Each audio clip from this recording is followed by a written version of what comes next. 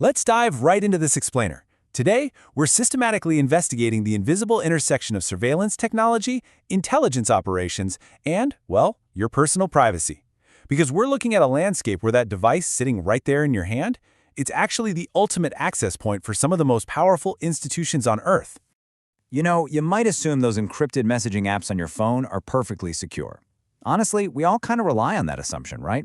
But today, we're going to explore how your everyday devices connect to a much larger global web of state-sponsored espionage, intelligence deal-making, and leverage. The reality of modern surveillance is way more complex than just some guy in a van listening to your phone calls. To really understand this, we're going to follow a micro to macro funnel. We'll start with the illusion of digital privacy. Then, targeted spyware and zero-click exploits. Third, blackmail as an intelligence strategy. Fourth, Epstein and institutional cover-ups. And finally, protecting our digital future. Okay, Section 1. The illusion of digital privacy. Let's start with a foundational myth of the modern age, which is the idea that end-to-end encryption means absolute privacy. It's a super comforting thought, but practically speaking, it's totally incomplete. Even Meta CEO Mark Zuckerberg admitted this in a recent interview about WhatsApp.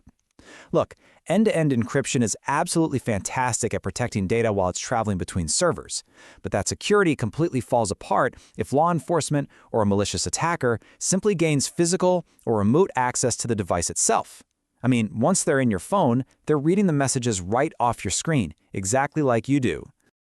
Take a look at this 2021 FBI training document. It's pretty eye-opening.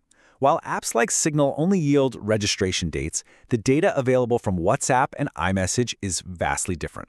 Through legal subpoenas and search warrants, the FBI can access your contacts, pen register metadata, which basically shows who you text and when, and, crucially, your actual message content if your device syncs to iCloud backups. So even legally speaking, the encryption has built-in bypasses. Moving on to Section 2. Targeted spyware and zero-click. We really need to see how this threat escalates when attackers aren't bothering with legal subpoenas, but are instead deploying highly classified, state-sponsored digital weapons. Here is the absolutely crucial point. Modern spyware doesn't even require you to make a mistake. Look, we've all been trained, right? Don't click suspicious links. But a zero-click exploit bypasses that entirely. Programs like Pegasus, developed by the NSO Group, can literally hijack your camera, your microphone, and your decrypted files instantly. And they can do it from thousands of miles away without you ever even touching your screen. A prime case study of this in action is the 2019 hack of Amazon founder Jeff Bezos. Security expert Gavin DeBecker investigated this breach and figured out Bezos' phone was compromised by Pegasus 3 spyware, and get this, it was allegedly deployed by Saudi Arabia following a totally innocuous WhatsApp message. What's so fascinating here is that this digital breach directly led to a massive, real-world blackmail attempt where the National Enquirer threatened to publish Bezos' private photos. It perfectly demonstrates how digital vulnerabilities turn into real-world leverage. I mean, if the richest man on Earth can fall victim to a single invisible message, ordinary citizens are kind of sitting ducks. That brings us to Section 3, blackmail as intelligence strategy. You see, the Bezos hack highlights a historical reality we've got to carefully examine: the weaponization of stolen private information for geopolitical and institutional leverage. Blackmail isn't just a trope from spy movies. It is a very real, documented intelligence strategy. Gavin DeBecker breaks down the psychology of sophisticated blackmail beautifully. It's actually rarely a direct, aggressive threat. More often than not, an intelligence operator presents themselves as a fixer. They'll tell the target, hey listen, I intercepted this terrible compromising video of you, but don't worry, I can make it disappear. By swooping in and rescuing the target, the operative effectively owns them forever, securing their unwavering loyalty and compliance. It's a total flip of the power dynamic. Which brings us to Section 4, Epstein and institutional cover-ups. This is the most complex case study of our explainer today, and we really need to look at this strictly through an evidence-based lens. Because we're investigating deeply layered institutional power, it is absolutely crucial that we separate verified facts from expert assessments. Now, the facts themselves are astonishing enough. Epstein secured a truly unprecedented non-prosecution agreement in Florida that specifically shielded unnamed co-conspirators from justice. It's a bizarre legal anomaly. Furthermore, hidden cameras were verified in his residences. Then, on the allegation side, security and cyber experts strongly suggest he actually operated as an intelligence asset, running operations for allied agencies like Israel's Mossad. However, the evidence for those intelligence ties is definitely mounting. Take a look at this unclassified FBI FD 1023 document. It notes a confidential human source who explicitly claimed Epstein belonged to both U.S. and allied intelligence networks.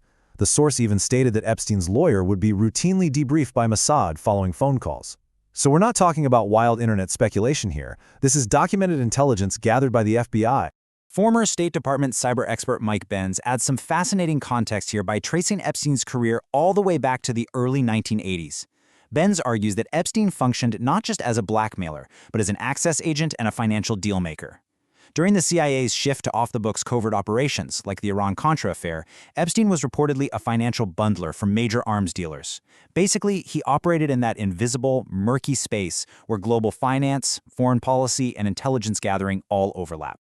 So when you start asking why official investigations into this network remain so opaque, or why evidence like hard drives just magically vanished, experts point straight to national security. As Gavin de Becker notes from his time in government, the goal of these institutions is rarely radical transparency, exposing a massive allied intelligence operation inside the United States, especially one that potentially compromised prominent politicians and business leaders, would trigger absolutely unimaginable geopolitical fallout. Faced with all of this, we arrive at Section 5, protecting our digital future. We really have to ask a practical question at this point. How can our digital privacy actually be protected moving forward? Well, security experts warn that relying purely on software updates is basically a losing battle. It's a massive game of whack-a-mole. As soon as Apple or Google patches a vulnerability, spyware developers immediately pivot to discovering the next exploit. Even advanced settings like lockdown mode only reduce your phone's functionality. They don't actually stop a determined, well-funded state actor from eventually getting in. To combat this inherent software weakness, academic researchers are turning to a physical countermeasure that's actually been used by top-tier intelligence agencies for a long time. It's called a data diode. The thinking is, because software can always be hacked, the solution has to rely on the immutable laws of physics. Look closely at this modified fiber optic link. Notice how the transmit port on the receiving end is physically taped over and completely disabled. There's a really profound irony here, isn't there? Billion-dollar state-sponsored cyber weapons can be completely defeated just by physically breaking the connection. It creates a strict, one-way street for data. Information can go in, sure, but it is physically impossible for it to travel back out. Researchers at Clark University are proposing we use this diode concept to split your communications right down the middle. So your normal internet-connected phone receives an encrypted message, but, and this is key, it doesn't hold the key to decrypt it. Instead, it pushes that scrambled data through the physical diode to a secure, completely disconnected device, an air-gapped device, and that is where the message is actually decrypted and read. And this isn't just theory. Here's a working prototype. The vulnerable internet-connected smartphone is physically separated from the secure reading environment on a laptop. By entirely removing the two-way connection, you totally remove the spyware's ability to phone home. Just look at the data flow here. By enforcing this physical separation, even if a highly sophisticated zero-click exploit like Pegasus completely compromises your smartphone, the attacker just hits a brick wall. They have absolutely zero physical mechanism to transmit your private messages, your photos, or your microphone data back out to their servers. The whole threat of exfiltration is entirely neutralized by hardware. It's brilliant. As we wrap up this explainer, I want you to keep these vital points in mind. From the metadata that's just readily available in your messaging apps, to the zero-click hacked phones of billionaires, right down to the hidden cameras of global dealmakers, compromised information is the ultimate currency of leverage. In a world where intelligence agencies operate in the shadows, relying blindly on software encryption or official government narratives, that requires some serious critical verification. Which brings us to our final thought for today. If absolute privacy no longer exists in our digital age, the most vital question isn't just what powerful institutions are watching. It is, what are they actually doing with that leverage behind closed doors? It's something to think about.